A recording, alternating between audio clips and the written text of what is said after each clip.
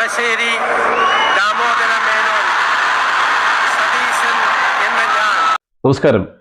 വടശ്ശേരിയിൽ ദാമോദര മേനോൻ സതീശൻ എന്ന V D സതീശന്റെ നേതൃത്വത്തിലുള്ള പുതിയ കേരള മന്ത്രിസഭ ഇന്ന് സത്യപ്രതിജ്ഞ ചെയ്ത് അധികാരം ഏറ്റെടുക്കുമ്പോൾ കേരളം പുതിയൊരു സംസ്കാരത്തിനാണ് തുടക്കം കുറിച്ചത്. അത് ഒരുപക്ഷെ ഇന്ത്യക്ക് തന്നെ മാതൃകയായേക്കാം. സാധാരണഗതിയിൽ ഭരിക്കുന്ന പാർട്ടിയുടെ ആൾക്കാർ മാത്രമാണ് വേദിയിൽ ഉണ്ടാവാറുള്ളത്. പക്ഷേ പതിവിന് വിപരീതമായിട്ട് മുൻ മുഖ്യമന്ത്രി ഇപ്പോഴത്തെ പ്രതിപക്ഷ നേതാവുമായ ശ്രീ പിണറായി വിജയൻ അവറുകളെ അദ്ദേഹത്തിന് വീട്ടിൽ പോയി ശ്രീ വി ഡി സതീശൻ ക്ഷണിച്ചിരുന്നു. അദ്ദേഹവും ഇടതുപക്ഷത്തിൻ്റെ മറ്റ് നേതാക്കളായ ശ്രീ ബിനോയ് വിശ്വം, മുൻ മന്ത്രിമാരായ ശ്രീ രാജൻ, ശ്രീ അനിൽ തുടങ്ങിയവരും ബി.ജെ.പിയുടെ സംസ്ഥാന പ്രസിഡന്റ് രാജീവ് ചന്ദ്രശേഖരനൊക്കെ വേദിയിൽ കാണാൻ സാധിച്ചു. വേദിയിൽ കാണാൻ സാധിച്ചു എന്നാണ് ഞാൻ പറഞ്ഞത്, അല്ലാതെ വേദിക്ക് താഴെയുള്ള കസേരയിൽ അതിഥികളായിട്ടല്ല. ഈ സത്യപ്രതിജ്ഞ ചടങ്ങ് നടന്ന അതേ വേദിയിൽ തന്നെയാണ് ഇവർക്കും ഇരിപ്പിടം ഒരുക്കിയിരുന്നത്. സാധാരണ രാഷ്ട്രീയത്തിലെ ചെളിവാരി എറിയലുകളും ഗോഗോവലികളും ഒക്കെ ആയിട്ട് കണ്ട് ശീലിച്ച നമുക്ക് ഇത് ഒരു പുതിയ സംസ്കാരത്തിന് തുടക്കമായിരുന്നു.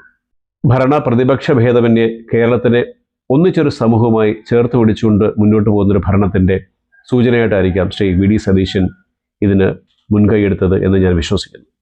പുതിയ മുഖ്യമന്ത്രിയുടെ വാക്കുകളിൽ എപ്പോഴും അദ്ദേഹം ടീം ചേർത്താണ് പറയാറുള്ളത്. ഞാൻ എന്നൊരു പ്രയോഗം നടത്താറില്ല. അത് തന്നെ വലിയൊരു കാഴ്ചപ്പാടിൻ്റെയും സമഭാവനയുടെയും ചിന്തയാണ്.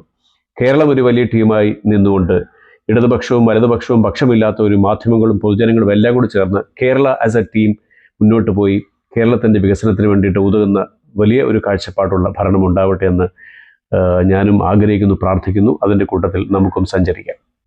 ഞാനൊരു പക്ഷം പിടിച്ച് പറഞ്ഞു കേട്ട് നിങ്ങളാരും കരുതരുത്. എനിക്ക് തോന്നിയ കാഴ്ചപ്പാട് പുതിയ മുഖ്യമന്ത്രിക്കുള്ള കാഴ്ചപ്പാട് പറഞ്ഞാണ്.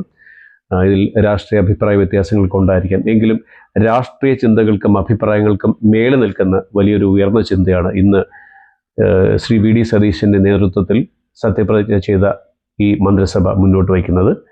ഈ വിഷയത്തിൽ നിങ്ങളുടെ അഭിപ്രായങ്ങൾ ഞാൻ പ്രതീക്ഷിക്കുന്നു. മറ്റൊരു വിഷയമായിട്ട് വീണ്ടും കാണാം. നന്ദി, നമസ്കാരം.